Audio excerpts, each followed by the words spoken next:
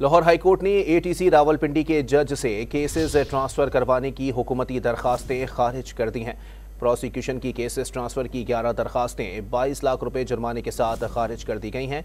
Chief justice Lahore high court के मुताबिक prosecution ने अदालत का वक्त ज़ाया किया। लाहौर हाईकोर्ट ने एटीसी रावलपिंडी के जज से केसेस ट्रांसफर करवाने की हुकूमती दरखास्तें खारिज कर दी हैं।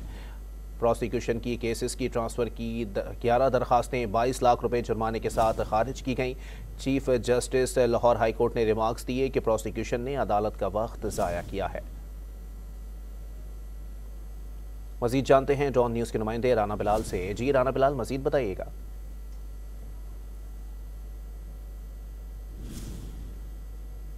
जी Rana Bilal.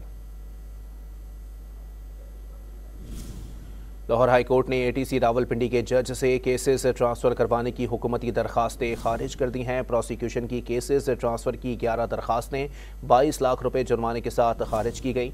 Chief justice Lahore high court ने रिमार्क्स दिए हैं कि प्रोसिक्यूशन ने अदालत का वक्त ज़ाया किया।